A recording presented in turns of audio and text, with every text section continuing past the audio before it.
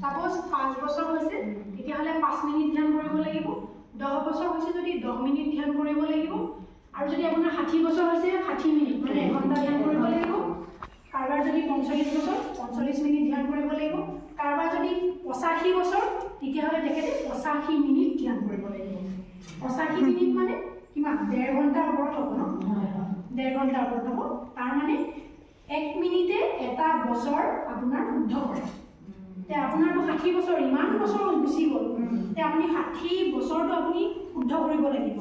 গতিকে আপুনি 60 মিনিট আপুনি ধ্যান কৰিবই লাগিব যদি আপোনাৰ 62 বছৰ বা 70 বছৰ তেতিয়াহ'লে 1 ঘণ্টা 10 মিনিট আপুনি ধ্যান কৰিবই লাগিব তাৰ লগত কোনো ধৰণৰ মাৰ্জি নাই যদি আপুনি পাৰা নাই এটা পৰ্যায় আছে এইটো চবকে পোৱা নাযায় তথাপি সুবিধাৰ কাৰণে মই কৈছোঁ যদি আপোনাৰ 80 বছৰ বা 70 বছৰ আপুনি একেলগতে বহিব নোৱাৰে গাৰ বিষ আপোনাৰ ভৰি বিষ হৈ আছে তেনেহ'লে আপুনি ৰাতিপুৱা আপুনি আধা ঘণ্টা কৰক দুপৰীয়া আধা ঘণ্টা কৰক ভাটিবেলা আধা ঘণ্টা কৰক ৰাতি আধা ঘণ্টা কৰক তেনেকৈ আপোনাৰ টাইমটো মিলাই ল'ব তেনেকৈ আপুনি দিনটোত আপুনি মিলাব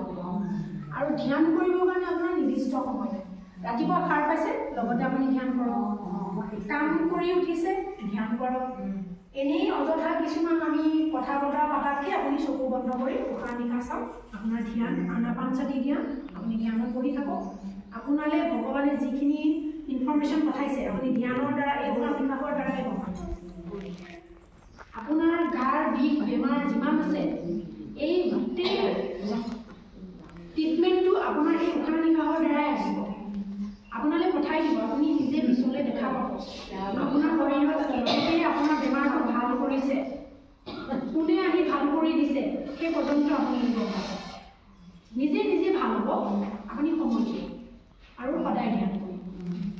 যদি বোলে কোনোবাই বেছি কৰিম বুলি ভাবিছে তেতিয়াতো নো লিমিট আপুনি যিমান কৰে কিন্তু প্ৰথম আপুনি আপোনাৰ বয়সৰ সমান আপুনি ধ্যান কৰিবই লাগিব